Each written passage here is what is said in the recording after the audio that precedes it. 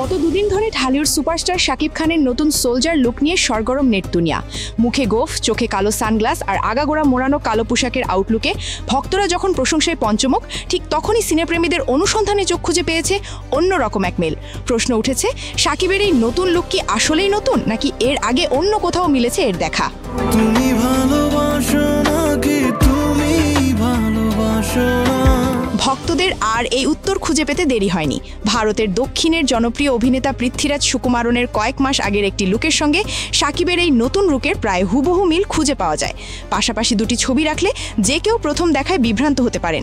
দুজনের পোশাকেই রয়েছে কালো ডেনিম জ্যাকেট, যার সাদা সুতোর কন্ট্রাস্ট স্টিচিং স্পষ্ট। শুধু কাপড়ই নয়, পোশাকের কাট ও ডিজাইনও প্রায় এক। এই মিল শুধু পোশাকেই থামেনি, দুজনের মুখেই রয়েছে তীক্ষ্ণ ঘন গোফ, চোখে সানগ্লাস, যা তাদের লুকে এনেছে আভিজাত্য। যদিও সানগ্লাসের ধারণে কিছুটা পার্থক্য আছে।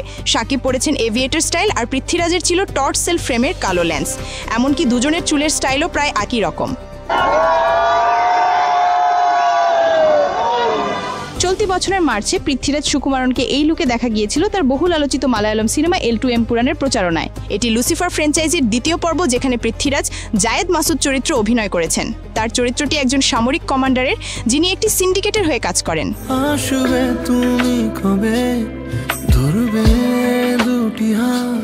আশ্চর্যজনকভাবে শাকিব খানের আসন্ন সিনেমা সোলজারের গল্পেও নাকি রয়েছে দুর্নীতি ও সিন্ডিকেটের বিরুদ্ধে এক সৈনিকের লড়াইয়ের কথা। গল্পের এই থিমগত মিল দুই তারকার লুকের সাদৃশ্যকে আরো ঘনীভূত করেছে। কিছু বোঝে না দু চোখ তুমি ছাড়া। এখন সিনেপাড়া জুড়ে প্রশ্ন একটাই, শাকিবের এই নতুন লুক কি নিছক কাকতালীয়, নাকি দক্ষিণের জনপ্রিয় নায়কের লুক থেকে সরাসরি অনুপ্রেরণা নেওয়া হয়েছে? এ নিয়ে দ্বিধার হয়ে গেছে। বিনোদন ডেস্ক, ATM নিউজ।